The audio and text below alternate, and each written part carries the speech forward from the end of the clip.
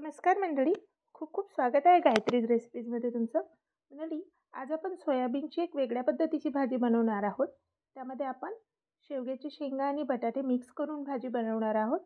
तर रोजच्या ग्रेव्हीपेक्षा एक वेगळी ग्रेव्ही आपण बनवतो आहे. त्यासाठी आपल्याला सर्वात आधी पाण्यामध्ये शेवग्याची शेंगा, सोयाबीन आणि बटाटा भिजवून घ्यायचे आहेत कापून छान.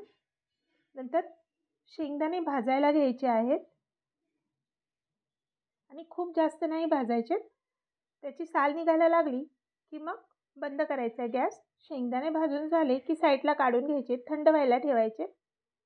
आणि भिजवलेली सोयाबीन, शेवग्याची शेंगा आणि बटाटे आपल्याला उकळायला ठेवायचे आहेत. तर अशा पद्धतीने बटाट्याची साल सोबत टाकलेलं आहे मी. शिजत आहे तोपर्यंत आपल्याला शेंगदाणे आणि कोथिंबीर, टोमॅटो, आलं लसूण हिरवी मिरची यांची पेस्ट करायची आहे. तर इथे उकडले गेलेले आहेत आपली सोयाबीन आणि त्याचं पाणी अशा पद्धतीने वेगळं करून घेतलं आहे मी. आता फोडणीसाठी आपल्याला जिरे टाकायचे तेलामध्ये. हिंग आणि जिऱ्याची फोडणी बसवायची आहे. त्यानंतर त्यामध्ये आपल्याला उकडलेले बटाटे, सोयाबीन आणि शेवग्याची शेंगा टाकायच्या आहेत. तेलामध्ये परतून घ्यायचे आपल्याला. मिक्स करून घ्यायचे व्यवस्थित एकदा, जेणेकरून जिरे आणि हिंगाची फोडणी बसली गेली पाहिजे बरोबर. आणि झाकण ठेवून थोडा वेळ होऊ द्यायचे. गॅस स्लो करायचे. एका साईडला आलं लसूण आणि हिरवी मिरचीची पेस्ट बनवून घ्यायची आहे. त्यामध्ये टोमॅटो टाकायचा आणि त्याची पण पेस्ट बनवून घ्यायची आहे छान. काढून घ्यायची आहे. आणि शेवटी शेंगदाणे आणि हिरवी अशी कोथिंबीर घ्यायची आहे आणि त्याची पण पेस्ट बनवून घ्यायची आहे.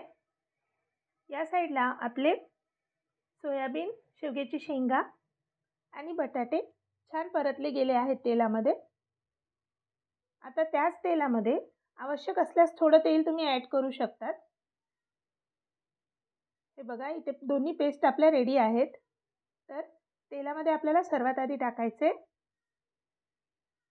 बघा, अगोदरचं जिरा आहेच त्यामध्ये. लाल मिरची पावडर टाकायची आहे. ही जास्त तिखट नाही आहे, काश्मीरी मिरची पावडर आहे. हळद टाकायची आहे. गरम मसाला टाकायचा आहे. गरम मसाला टाकल्यानंतर पेस्ट टाकायची आहे टोमॅटोची आणि आलं लसूण हिरवी मिरचीची. छान मिक्स करून घ्यायचे. ही प्रोसेस जरा लवकर करायची कारण सुके मसाले अगोदर आपण तेलात टाकलेत त्यामुळे. इथे तुम्ही कसुरी मेथी पण टाकू शकतात. त्यानंतर धने जिरे पावडर, कसुरी मेथी हे टाकून मिक्स करून घ्यायचे. मसाला छान भाजला गेला पाहिजे. अजून आपण शेंगदाण्याची पेस्ट टाकलेली नाही. परतून घ्यायचा मसाला. त्यानंतर या मसाल्याला तेल सुटलं की मग शेंगदाण्याची पेस्ट ॲड करायची आपल्याला. त्यामध्ये कोथिंबीर नक्की टाका आणि मिक्स करून घ्यायचं एकदम व्यवस्थित. बघा, छान असा रंग आलेला आहे आपल्या ग्रेव्हीला. ही एकदम वेगळी आणि छान अशी ग्रेव्ही आहे.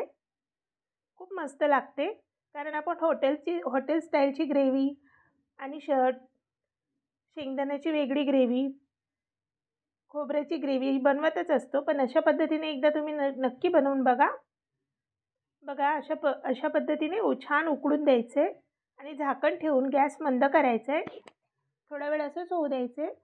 तेल सुटलं की मग त्यामध्ये आपल्याला आपले तळसून घेतलेले भाज्या ॲड करायचे.